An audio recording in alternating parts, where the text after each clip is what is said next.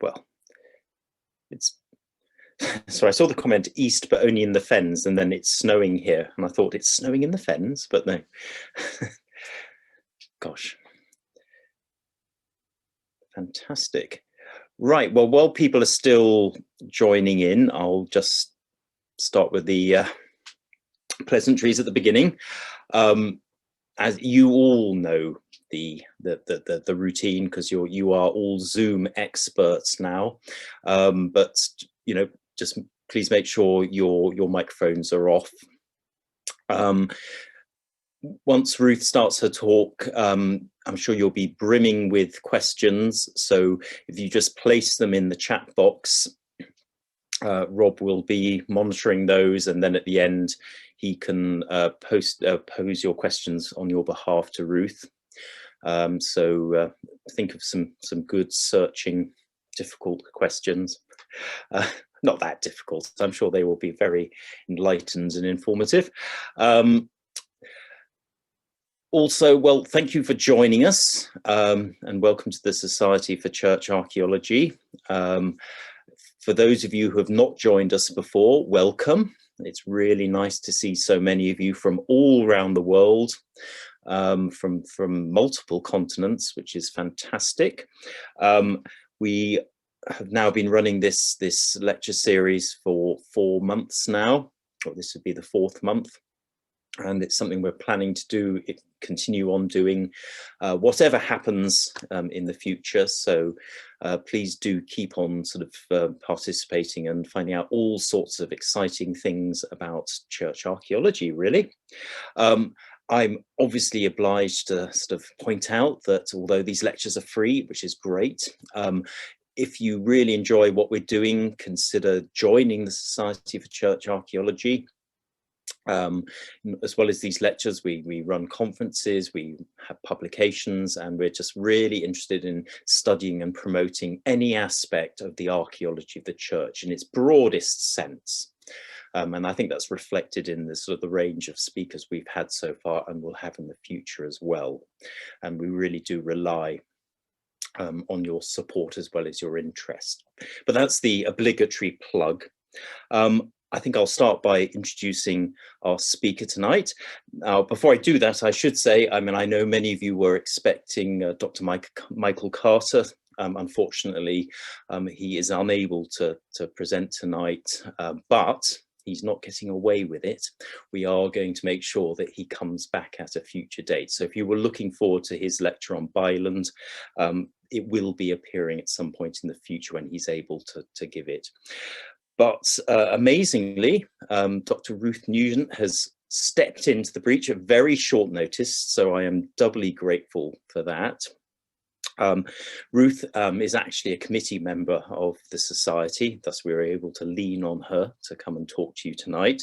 But beyond that, she is a recognised academic in this country. She's an archaeologist who specialises in excuse me, in mortuary culture, which really fits well with her talk tonight. She's currently an RKUI, I knew I was going to stumble over that, an RKUI Future Leader Fellow at the University of Liverpool, but she's also worked at various other universities such as Chester and Exeter. And tonight she's going to be talking about Over My Dead Body, hopefully not literally, histories of tomb openings in churches. So I will hand over to Ruth. Thanks very much, Hugh, and good evening, everyone. If I wasn't nervous before, I am very nervous now, having had so many amazing representations of, all around the globe. So I'm really looking forward to giving this talk tonight. So I'm just going to share my screen in the usual fashion.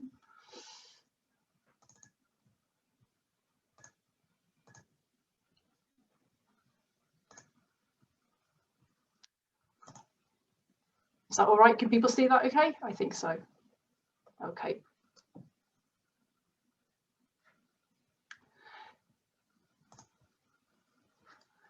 So, Over My Dead Body, Histories of Tomb Opening in Churches. So, a small plug for the project I'm currently leading at Liverpool. As Hugh said, I'm a UKRI Future Leaders Fellow, and we're running the Human Remains Project, which is myself as an archaeologist, Dr. Isabel Gribeaumont, our postdoc, Dr Rachel Swallow, Dr Glenn Cahey-Bretzin and Catherine Foster, our project liaison, and we've just got our new PhD candidate, Tom Fitzgerald. And as a team, we're looking at the long history of exhumation in Britain, England, Scotland, Wales, from the 7th century through to the 19th century. And we're trying to understand a series of questions that we've posed of this evidence. So firstly, how did people handle human remains, literally, emotionally, ethically, spiritually, and ideologically? What were their motives? How did they justify it? And what were they concerned about? What constitutes respectful treatment of the dead, if respect has been defined in different ways at different times in the past? And what changes and continuities in attitudes and methods can we see across different communities in different parts of Britain in different time periods?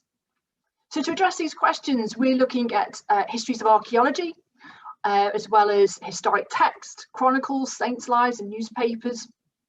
And then later in the project, we're looking at images and also references to exhumation in literature, folk tales, ghost tales, etc. And we're compiling the first ever publicly available digital library of exhumation in churches and church contexts in Britain for this period as a reference library for people to refer to in their own management of historic burial management, whether it's in historic burial grounds or in churches, cathedrals, etc. So we are always really open to working with specific sites on a one-to-one. We've already had 2 churches and a major cemetery contact us and doing collaborative work with them to help with management, supporting funding, research. We have a small bursary as well for people to work with us. So if you are interested in anything that I've mentioned there, please do feel free to get in touch with us.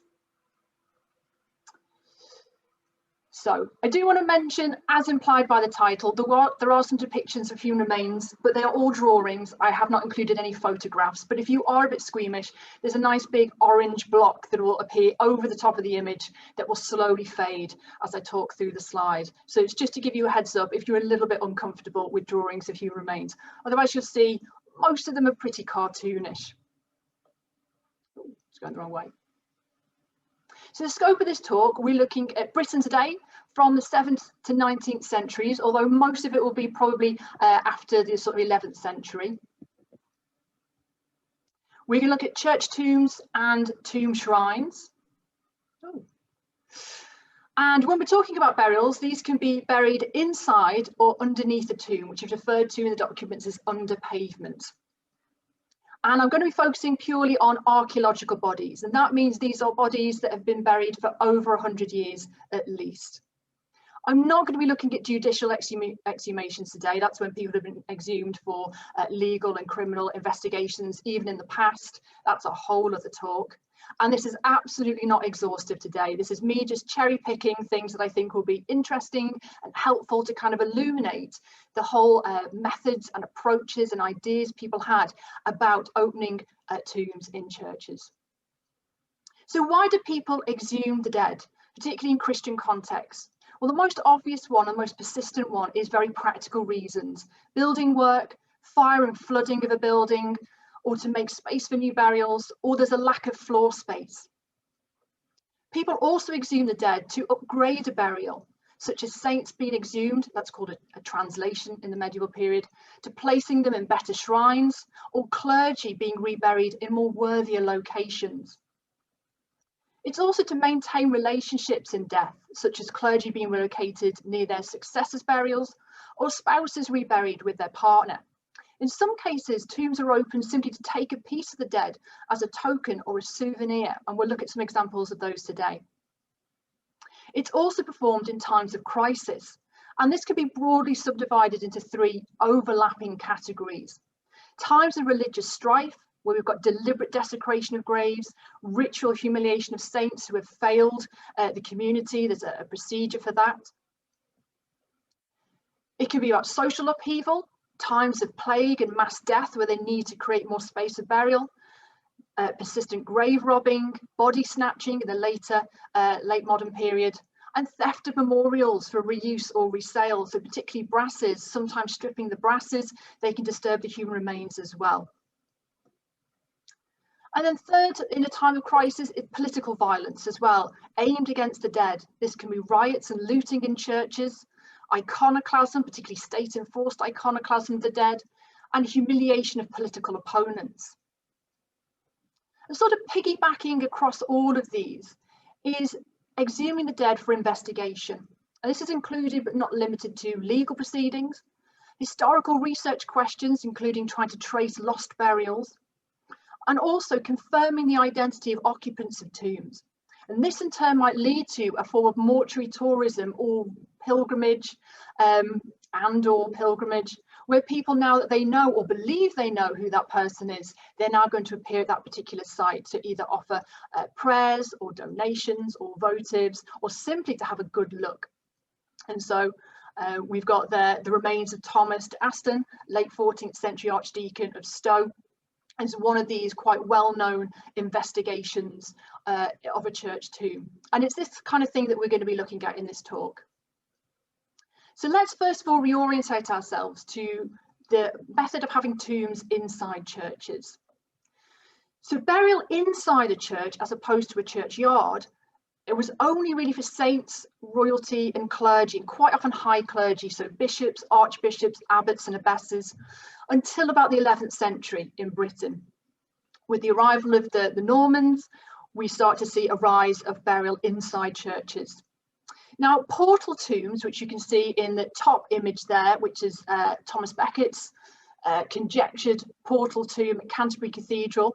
You can see those two big holes in the base of it. These are called portal tombs. It allowed people to actually climb inside a tomb. They couldn't always necessarily access the human remains themselves, but it allowed them to get physically close to them. And that was a really important part of tomb and tomb shrines throughout the medieval period, to provide physical access to the saints. Elevated shrines, which you can see in the lower one from the stained glass window at York Minster, these appear from around the 13th century onwards, and they're not portals anymore. You can't climb inside.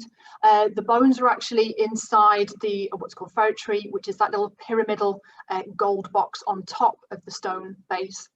There is limited access, but they're not entirely blocked. You can still access these if you're given special permission. And in the York example they're depicted, they're actually running oil down through the bones of the saint, and at the far end there's a little spigot where the oil comes out that they can drink. And this is very common as well, to actually imbibe what's claimed to be the liquids, the water, the blood, the oils connected with saints. But tombs didn't protect people entirely. Human remains, especially saints, could be stolen in part or whole throughout the period as well. Patrick Geary in particular has looked at a black market of human relics networked right across most of Europe in the medieval period. And religious houses commonly feuded over who actually owned the remains of the saint. And this would lead to investigative tomb shrine openings. So kissing, handling, consuming human remains was really part of their culture. And this could be for religious, medical, political, legal, or sort of touristic and pilgrimage reasons. So there's a wider context of human remains in medieval churches. The public could go and have a look and occasionally touch the saints. There was these things called relic cupboards, these huge wooden cupboards, just simply full of what we call disarticulated human remains. So it might be finger bones, jaw bones. Churchyards could be cleared on quite a regular basis, and so people would witness bones being exhumed quite regularly. And these could sometimes be collected and put in what's called charnel chapels. Normally the skull and the long bones would just be collected. And privately, scrutinies which are looked at, and these translations, special ritual exhumations of the saints, could be done quite privately, so people got to see them. Royals were reburied, often by later descendants. There was reordering as well, which we'll look at. St Albans Abbey is a good example of this, where simply for need of space, they would privately begin to dismantle and relocate bodies and tombs to create more space. And then, of course, stealing bones, teeth, fluids from the saints, and occasionally royals as well, could be for private collections and private healing or prayer. There is one particular example, St Cuspert at Durham Cathedral. He was buried there in 999. Reginald, a monk of Durham Cathedral, writing around 1180, refers to a particularly intimate relationship one member of the community had with St Cuthbert. It says, in times of old there flourished one Elfred Westow, who for the love he bore to St Cuthbert was distinguished by peculiar privileges conceded to no one but himself. For as often as it pleased him, he might freely and with impunity open the coffin of the saint, might wrap him in such robes as he thought fit, and he could obtain from him whatever he requested. It was his custom to cut the overgrowing hair of his venerable head, dividing and smoothing it with an ivory comb, and to cut the nails of his fingers with a pair of silver scissors which he had made. Now, to what degree this is an embellishment or a slight sort of legend that had appeared, it gives us a really interesting picture that there were some people who had such a strong devotion to a particular saint that they would become fixated on them, and returning to reopen that coffin or that tomb was not that uncommon. So, how was this done? So opening a tomb shrine had a particular procedure. So first of all, there'd be fasting and praying, normally the night before, sometimes even a week in the run up to it. There would be washing rituals, normally the night before. There'd be a vigil. The men involved would have to clean themselves, the clergymen. Sometimes they bring wine or water to clean the bones if they're expecting to find bones. There's references to wearing white clothes or linen garments, particularly those who are going to open the coffin or shrine and handle the body. There'd be incense and singing or chanting during the actual procedure. Quite often they'd have bare heads as a sign of submission and almost humiliation. It was very rare for people to actually be bareheaded, particularly in monastic settings, but in a time of a translation that would happen. They often seem to be at night. There's lots of references to them happening in the dark or waiting till evening, or very early in the morning before the general public could enter. And there's usually a hierarchy of witnesses who are invited to come and see what happens, and we'll look at those in a minute. If it's a skeletal body, the parts would be lifted, enumerated, and passed around to that invited hierarchy of witnesses. And then records would be made at some point, and this is known as a scrutiny at the time. And there's a lovely example, 1508 at Canterbury Cathedral. St Dunstan is scrutinised by Prior Thomas Goldston and some people he's brought in. They became more fervent in the evening after the doors of the church were closed.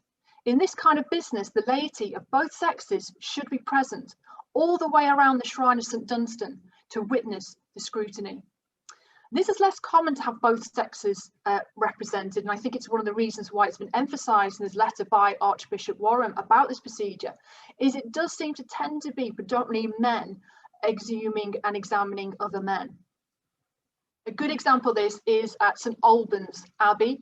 Matthew Paris, who's writing in the mid to late 1250s, he's a monk at St Albans.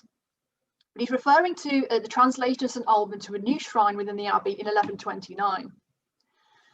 And he says, therefore, in the presence of the Bishop of Lincoln and the abbots Walter of Evesham, who was formerly abbot at St Albans, and Robert Thorney and Abbot Ely of the Holy Trinity Church of Rouen, and Abbot Andrew of Novagensis, possibly Abbey Nogent-sur-Coucy, along with the whole Congress of the Monastery of St Albans, as well as the frequent assistance of the clergy and the religious and others, Alexander opened the martyred saint's ancient casket.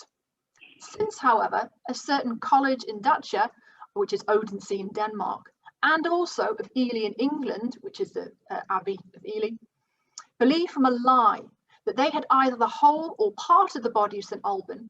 In the sight of all who could be present, therefore, all the bones of the martyr were enumerated and shown one by one, and they're passed around. And at this point, everybody has to agree that they have witnessed that this is the saint. And this was performed specifically to end a long-standing feud between Odense and Ely and St Albans as to who actually had the remains of St Alban. 1218, at St Wulstan's translation at Worcester Cathedral, Canterbury's Archbishop Langton was given his arm to take back to Canterbury and to set up a satellite cult. Abbot William Trumpington of St Albans had to take a rib, however, by industry, meaning it seems that he kind of nicked it. He took it for himself because he wasn't offered one. So there's a hierarchy as to who actually gets offered a piece of the saint to take back with them to their home site. And if you didn't get one, it could be seen as a bit of a slight. Oh. There we go. So continuing with St Alban's scrutiny, and the head was held aloft even higher in the open court by the hands of our venerable brother Ralph, then the archdeacon of the monastery, and there was an interest in a string of silk in the occipity, which is the back of the skull, from which was hanging parchment with letters of gold written on it, Saint, that is to say, Alban. And this is also quite common in these accounts. There's again, Warham in 1508 references in St Dunstan, a small piece of a plaque lying on the chest, which said, "Here rests the Archbishop Dunstan," in Roman lettering. And this is really common in many accounts of saints' translations. There'll either be a piece of parchment or a lead plaque with the name of the person on it that had been inserted at an earlier exhumation. So it's not necessarily inserted during the first burial, but at later disturbances. And it's to create this sort of unbroken chain of verification and custody of who actually has and can confirm that this is indeed a saint. But that's assuming that these have been inserted at an earlier date rather than the night before the witnesses arrive. Carrying on with St Alban, the venerable King Offa, so this is an early medieval king. This is Matthew Paris reflecting on a much earlier account of the exhumation of St Alban. He had placed a circlet around the skull, engraved with these letters. This is the head of St Alban, England's proto-martyr. Unfortunately, during Matthew Paris's account, the circlet gets damaged, someone treads on it and breaks it during the exhumation. The abbot is furious and he has to have a new one made and inserted. And again, it's to try and create these artifacts that kind of state we were here, because they know not only has there been feuds in their time, but there's likely to be more feuds and tomb openings and translations in the future. So it's a form of future-proofing their dead. We do have a handful of examples of this kind of thing from St Augustine's Abbey in Canterbury, Kent.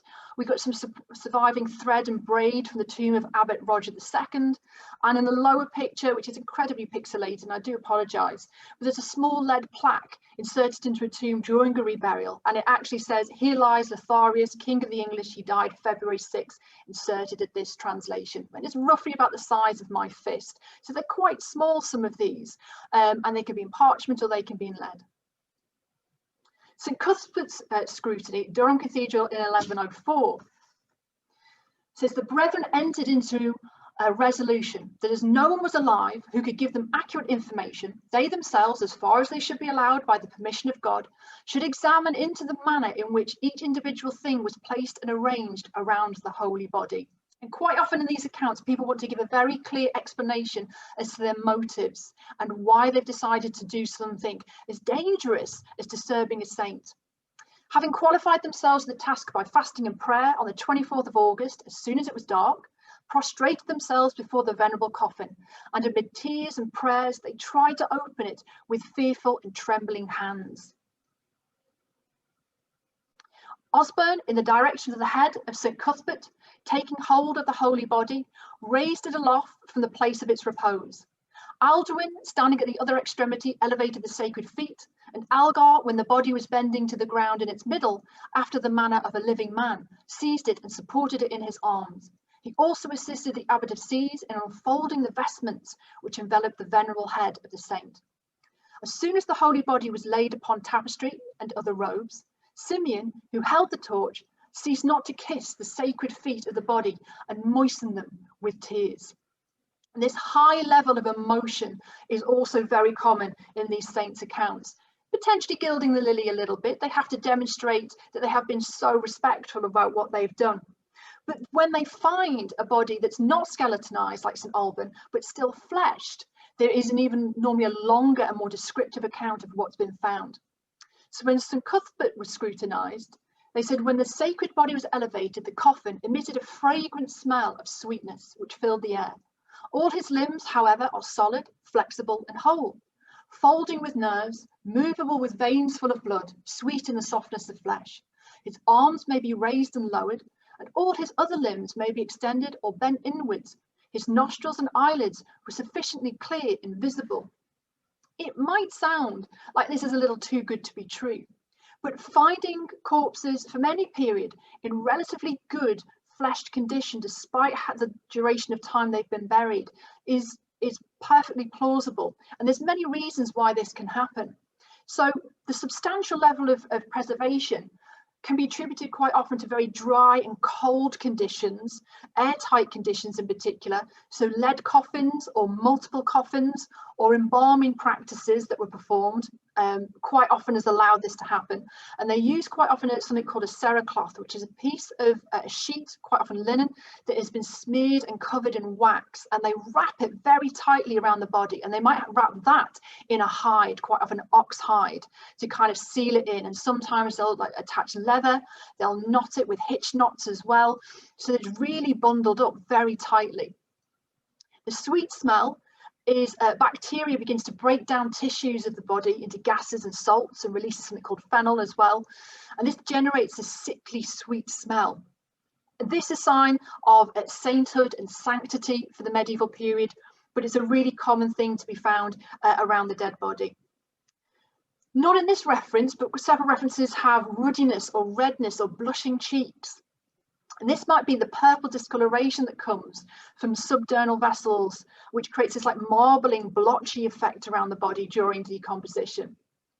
And again, not mentioned in this one, and I don't want to go into too much detail if you've just eaten, but there can sometimes be a liquid or a wax found inside the coffins as well. This could be bodily fluids that have simply leaked out. It can sometimes be the ointments that have melted from the embalming process. That's quite often sarcophagi and coffins have a hole in the base to allow them to flow out. And it can also be this process called adipocere, which is like a greyish wax that's produced by the body. I'll say no more, other than to say there are some physiological reasons why they often encountered this kind of sensory physicality of a fleshed body. Oh. But there's also more prosaic reasons why tombs get opened. And an anonymous monk at St Albans Abbey in 1428 says, well, since then, as well within the monastery as within its circuit, the memory has perished of bodies interred, having been covered, perhaps though the poverty of those buried, or the ingratitude of those who buried them, by the pavement alone, or by sods of turf.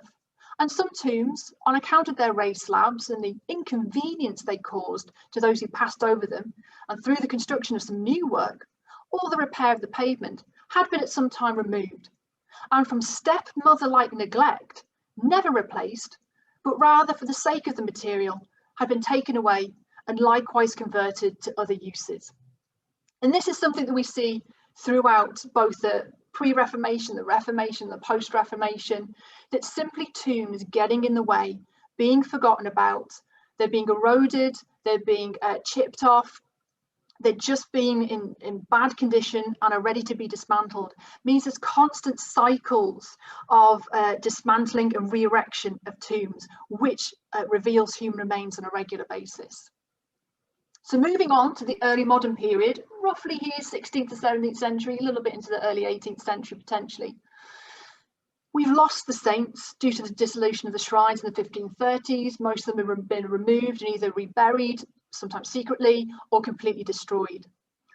During the Reformation, because of this religious upheaval, many families actually do some surreptitious exhumations of their family from the monasteries that are dissolved and closed and moved elsewhere. We also have iconoclasm under the Tudors and the Puritans as well, desecrating tombs and graves as a political and religious ideology. In the English Civil War of the 1640s, we know that soldiers were looting graves, particularly as they were often stationed inside cathedrals. They hadn't been paid. They knew there was often rings and jewellery in the burials. And so in 1993, the excavations at Canterbury Cathedral, under their nave, they found a sizable pit of multiple fragmented bodies that had been dumped there by Civil War soldiers, it seems, and they had simply rifled their graves looking for artefacts that they could use or sell to make money while they were waiting to be paid. And it's at this time these charnel chapels, some of them start to close because the cathedrals themselves are often in great disrepair by the 17th and 18th centuries. They're very cash poor. They've suffered iconoclasm under two waves. They've had Civil War damage, most of them. So they're not a place that people necessarily want to be buried for a while either. A good example is at Exeter Cathedral. Dean Hayes continued to damage and destroy the tombs just out of sheer hatred of anything remotely Catholic in his precincts. And also a bit later in 1581, the medieval Bishop Grandison's tomb at Exeter was pulled up, his ashes scattered abroad, and his bones bestowed no man knoweth where. And again, we see this as a really common occurrence in the early modern period of tombs just being completely dismantled. So we've got a lovely 14th century example, also Exeter Cathedral, still standing, heavily restored though. The chantry chapel surrounding it had been dismantled shortly before 1630. But as it says here, as the altar tomb was greatly sunk, so it was starting to subside into the floor, it was taken down on the 4th of May, 1833 to be resettled. We then observed that the leaden coffins of the Earl and Countess were lying side by side, barely 16 inches below the surface of the floor, that the skulls were tolerably perfect, but that the bones had been wantonly disturbed, probably in the search for rings and jewellery. The coffin of the Countess had experienced much more injury than the Earl's. That's just one of many examples. Now, they're not clergy, they're just regular, well, I say regular, they're a local elite, certainly. But tombs could be targeted for a variety of reasons. And even royals weren't safe. Henry VI, buried at Chertsey Abbey in Surrey, he'd already been exhumed by Richard III in 1484, taken to St George's Chapel in Windsor, new tomb. 1504, Chertsey and Westminster Abbey legally challenged St George for his body. Westminster wins. He gets taken there to be buried. And at some point between 1598 and 1611, his tomb is dismantled and the burial places are marked. It's not found again until 1786, but it's not opened, which is quite unusual for the 18th century. A few years later, they inscribe a slab and install it to mark the burial.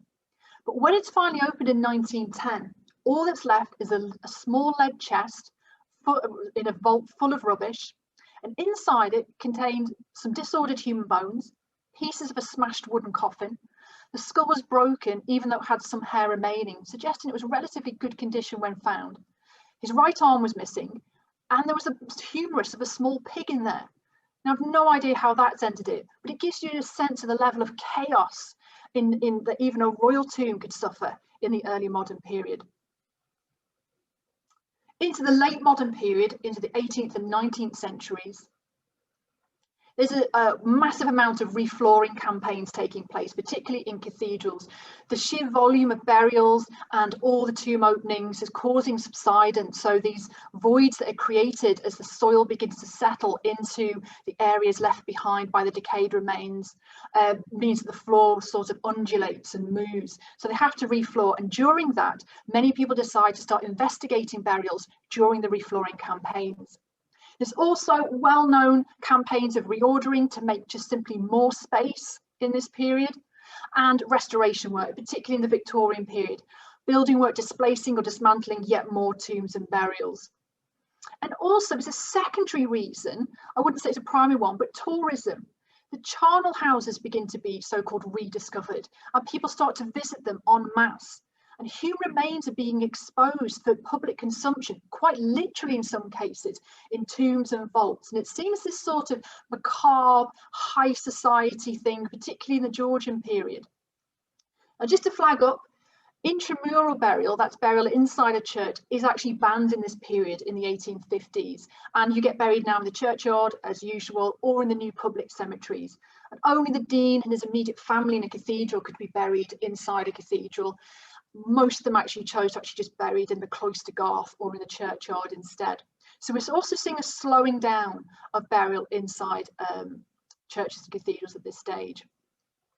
A good example though, Chester Cathedral, the chapter house, which is absolutely beautiful, you can see there. 1723, Reverend Charles Henchman, a prebendary of the cathedral, starts to repair the roof and the windows. By 1726, he's not expected nor paid to work on the flooring, but he's decided to open the burials there. And a man in a sarcophagus is found, wrapped up in cerecloth and stitched over with strong black leather from head to foot, and at some distance resembling a man lying in armour. Upon the right breast was the form of St Andrew's cross of yellow galloon, as a type of braid, or favetting, very fresh and stitched to the leather. The skull and all the bones were very fresh and in their proper position, and the strings which tied the ankles were entire. In diverse other parts of the chapter house were skeletons found, but whether of earls or bishops or other ecclesiastics is uncertain, there remaining no monuments thereof to clear the doubt. The question remains why he decided to do this, when it was quite well known at Chester that most of the earls of Chester and the abbots from the pre-Norman period had been buried in there. And yet when he began to actually look around at some of the other burials, they'd already been disturbed and there was no record of it prior to his investigations. So he wasn't even actually the first person. But it is a really good example in the 18th century how building work begins to quickly segue into rummaging around in tombs. A really extreme example is Duke Humphrey's tomb in St Albans Abbey.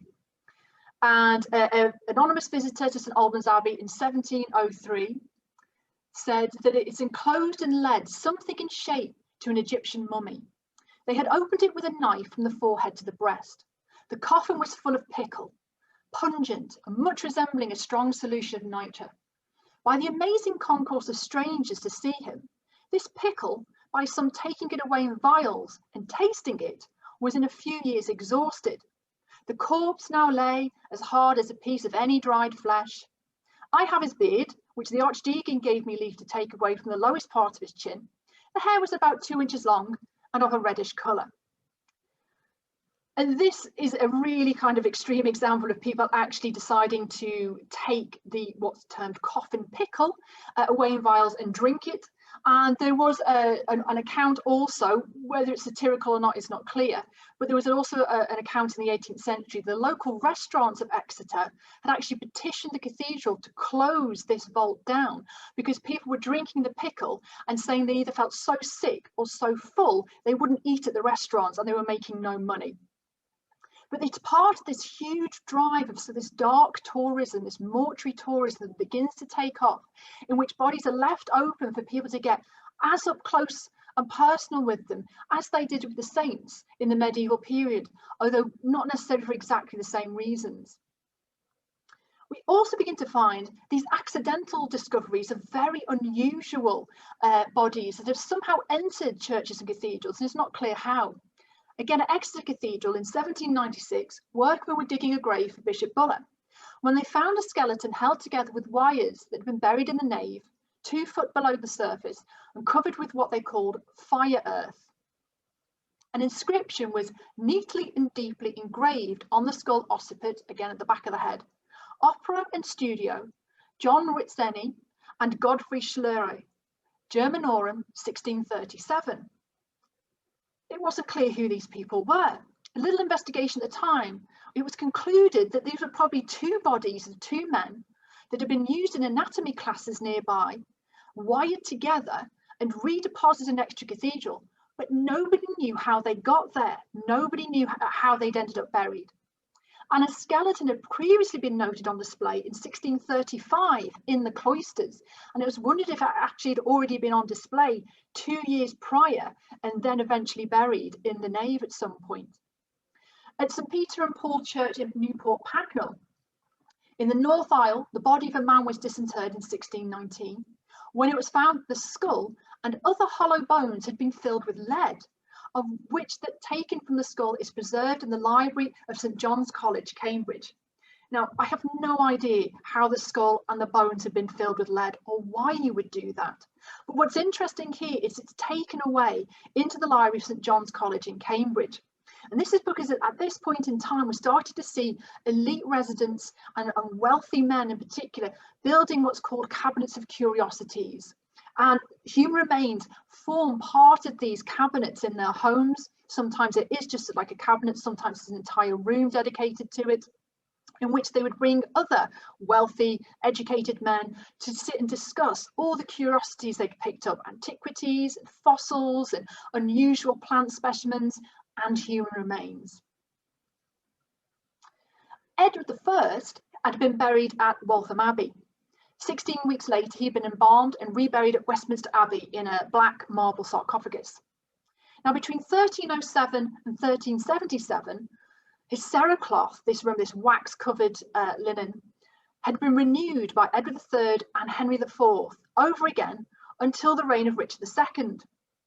So in 1774, about 400 years later, the tomb is opened and examined, the motive being desirous of seeing how far the actual state of Edward I's body answered to the methods taken to preserve it. So even when they're attempting to preserve a body, it's seen as almost a challenge in later periods, like this 400-year-old experiment is now going to be addressed. So there's no winning either way by the time you get to the 18th century, really. Now, again, this orange block is going to fade away if you're not that keen on seeing drawings of human remains. So this is what was seen of Edward I in his tomb, and he's in really good condition. However, there's towards the end of this account, it's made clear that the Dean of Westminster, who was present from the opening to the shutting it up, had taken every possible precaution that no damage might be done, either to the royal body or its sarcophagus.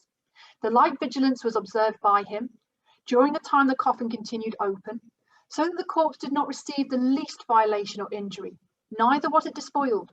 On the contrary, all things were suffered to remain in the same condition, situation, and place wherein they were found. After the spectators had taken a sufficient view, the top of the coffin and the covering stone of the tomb were restored to their proper places and fastened down by a strong cement of terrace before the dean retired from the chapel. And we start seeing an increase in these statements once again to ensure that what they're doing is perceived as being not only justified but respectful, and that they are not disturbing the dead for no real reason, that even when it is to answer a historical or pseudo-scientific question, in this case about the cerecloth in its efficacy, they're making it clear that it's been done with minimal disturbance. And so in the 18th and 19th century, we start to see more and more language dedicated to not only justifying it, but making clear that the aftermath was done in an appropriate manner. This is, can be compared with Thomas de Bitten, who had been buried in front of the high altar at Exeter Cathedral. He's also a bishop. In relaying the floor of the choir in August 1763, again piggybacking off this need to refloor, a large slab was removed covering a very shallow walled grave in which lay a leaden coffin of ancient shape, 6 feet long. The upper part was partly decayed. The skeleton was nearly entire. On the right side stood a small chalice covered with a pattern, and a piece of silk or linen was wound round the stem. Amongst the dust was discovered a fair gold ring with a large sapphire, and on the left were some fragments of a wooden crozier, that's the staff that be held by bishops. The remains were respectfully covered in, but the ring and chalice are preserved in the chapter house. Now, during this event, the workmen who'd been digging him up actually tried to pocket the ring by distracting them with the chalice, but the bell ringer saw him, told the dean, and he was caught. But this is part of a larger issue at the time, that although they're being respectful, there's all this language here, in another letter that the dean had written to a local antiquarian, they'd really been looking for the ring, and he was actually quite disappointed when he found it. It was quite a cheap one. It wasn't particularly well made. He said it was clumsy, that the sapphire had a lot of flaws, and he was quite disappointed. And that's because during this period, bishops' rings become really popular. Most bishops from the medieval period certainly were buried with their own ring. And so they begin to be catalogued and kept above ground in what's called church or cathedral treasures or treasuries.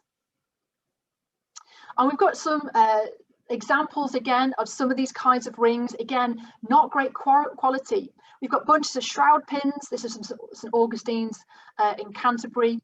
And also a replica chalice that had been made for a clergy burial, possibly for an abbot. And this leads to something more interesting. That disappointment with the ring being not top quality, and as you can see, these are quite decayed medieval funerary rings at St Augustine's Abbey. It's because they're actually sometimes unearthing fake artefacts.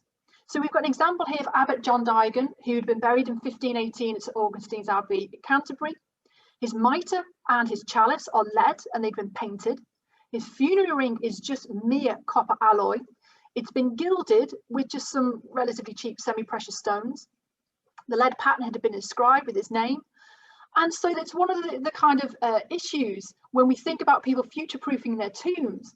It might have been a cost-effective measure to have replicas made in cheap lead. It can also be a way to kind of thwart grave robbing, but also it's a way for these, some of the textiles like a mitre to actually survive quite well, at least in form, if not actually being the true version. So what happens in the aftermath? What do people do after they've looked through these? Well, in most periods, we find that the sarcophagus, quite often these stone sarcophagus, may not be reburied, but simply left somewhere in the cloisters or in a chapter house. They might be turned into what's termed spolia. As you can see from the far left at Ripon Cathedral, this is a kind of Frankenstein's monster of various dismantled tombs where bits of masonry had survived, and it's kind of been constructed as a kind of fake tomb. And to its left, to its right, you can see there one at St Albans, which was a medieval spolia, where you've got this archway that belonged to something else. It's probably not even necessarily for a tomb, an inscription above it from another tomb, and then a sarcophagi from another tomb. And then on the right hand side, we've got from Chester Cathedral, from Henchman's work in the chapter house, sarcophagi sitting there in the cloisters, and there's many displaced monuments there. And also what's known as the Ripley stone, which seems to have also been inserted in the chapter house floor at a later date from another burial elsewhere as part of one of the many disturbances there. And then we've also got there at St Albans Cathedral, sitting behind the shrine, which was found and reconstructed in the 19th century, is the original medieval watch loft. And I've ringed in there in blue those cupboards where relics were kept. Now, why into the 19th century are they still keeping relics? Well, in 1815 and as late as 1897, you could still go and ask to have a look at and hold a, quote, highly polished skull of a, quote, monk, smaller so-called female skull with less perfect teeth, uncommonly large thigh bone, highly polished because people have been handling it so much, traditionally attributed to Major Broadbank, who'd been Cromwell's army, although there's no evidence one way or another about that, 3 decayed human teeth, a Roman urn with cremated remains inside that had been dug up inside the church, an imperfect chalice from a stone coffin, it had been damaged in some random tomb opening, and a hazel wand wrapped with a piece of monk's habit from a stone coffin. So it's very difficult to kind of say that what's happening here is incredibly different from the medieval period. People are still interested in going handling and seeing these bits and pieces that are still being unearthed or simply kept. They have to do something with them. Not everything gets buried back into the church or cathedral. So in summary, what can we say about medieval and post-medieval similarities here? Well, throughout the period, human remains are entombed. Tombs and tomb shrines are opened and dismantled throughout the periods. The motives are persistent. They're both pragmatic, investigative, but there's also something sometimes quite sinister in the way that people want to maybe to our mind, wanting to actually take pieces home or wear them or hold them or even eat them. But also that investigations, whether scrutinies or antiquarians, are quite often very, very interested in observing as much of the body and recording it as much as they can. We have pieces of human remains and grave goods retained, circulated or displayed in churches. And even as the 19th century, St Cuspert was actually found. There's also The Quest for Becket's Bones there, John Butler's book that looks at the history of searches for Thomas Becket's remains, which were potentially found in the 19th century at Canterbury Cathedral. It kind of asks us, we come full circle. The scrutinies of the medieval period were still happening in the 19th century. And even today, the bones of, the scapula of St Alban being returned relatively recently in 2002. And then ultimately, the reburial of Richard III is another form of tomb opening, although a far higher level of respect and forensic knowledge has been demonstrated in that example. But just as one last example that I want to give you to leave you with, this is one of my favourites. It's not even in Britain, so it's a bit of a cheat. But George Frederick Cook died in 1812, and he was a well-known English actor. He was buried uncoffined and unknelled in the strangest burial ground of St Paul's Church in New York. Another actor from England, Edmund Kean, arranged permission to remove Cook's remains to a more prominent part of the cemetery and erect a monument. And you can see a picture there of what he did. What's more interesting is what happened next. It was done at night, by the light of the moon, Keane sang mournful songs, recited lugubrious poems, and insisted upon the coffin being opened that he might gaze upon the remains of his great predecessor. But all that was left of him were a few bones. Keane rummaged in the coffin and possessed himself of the forefinger bone of the right hand. This he carried back with him to England and treated with the greatest care and veneration, and altogether made such a ridiculous fuss of it that Mrs. Keane threw it out of the window in disgust, afterwards pretending that it was lost. So with the greatest of intentions, as much as he wanted to venerate it, some people just didn't want to know. And on that note, I will end my talk. Thank you very much. I hope that you've enjoyed that, and I look forward to any questions. Well, fantastic, Ruth. Thank you very much. There's so much there, and but what I really liked, and my take home, is the way that actually we get this continuance of interest, collection, reverence, however you may define that, spanning the sort of traditional divide of what we see as the Reformation, and that's really interesting. And I'm sure, in fact, I can see comments coming into the box as well as we speak. So that was brilliant. So Rob is keeping an eye on the chat box, and as well as people saying wonderful things about your talk, hopefully there'll be some questions. Have we got any questions yet, Rob? There's two so far. I can get going with those if you're ready. Yeah. Okay, so one of them is a question about sarcophagi. You mentioned that some stone sarcophagi have holes in the base to drain fluids. What was the purpose of that? Might the bones have been removed later and the box reused? Okay, so yeah, I think there's sort of two issues there. So one of the reasons it is drained is they want to keep the body as dry as possible. So they know that the embalming process sometimes can melt and things can, if they haven't removed all the internal organs, again, I don't want to say too much if people are about to eat or have eaten, but as well, it can build gases inside a locked tomb. So there's always a fear that there might be an explosion or, thing, and that did happen to some bodies as well. So they do leave them in to actually let stuff drain out. But you do, on the other side of that question, you do find examples of tombs and coffins with holes that have been later pushed in for people to actually get their hands in and take stuff out, or to actually even insert stuff back in. One of the kings, I think it's Richard II, his jawbone is found in 1905. It had been taken in the 18th century, and rather than open them back up again, they just shove it back in through a hole in the tomb. So yeah, but on both hands, in a sense, they can do it. I hope that answers the question. That's great. And another one as well, could some of the bones of Henry VI have been taken, as there was a feeling he was a saint? Yes, that is quite true. Yeah, and there is that nice blurring of lines quite often, even if in the time period they're not venerated as a saint. The reputation of someone, and that concept, they have divine authority, right to rule. They're kind of like, the royals have this sort of competitive divine authority to the saint, and we see that in other areas kind of emerging out, where you can be offered mourning money or coins that have been touched by a king that will heal you, and that's to compete with them offering, the cathedrals and monasteries offering saints' bones. So absolutely, yeah, that's true. And you can end up with unofficial cults quite easy. Exeter Cathedral never has an official saint, but one of their bishops, Bishop Lacey, he's just adopted locally, and in the 1940s they found wax votive offerings from what looks like 1600s have been inserted in to continue venerating him, even though he wasn't official. So yeah, absolutely, quite possibly. Good. No, well, we'll just go to one more question. Is you mentioned that skulls and long bones were generally retained when remains were transferred to charnel houses. Were the rest reburied, disposed of in some way, or where did they end up? That's a really good question. Sometimes they're silent, they don't say. We know from excavations, sometimes it's just a big pit. They'll just bury them all in a big pit. There are a couple of examples where they dump them in a water source because it dissolves after a while.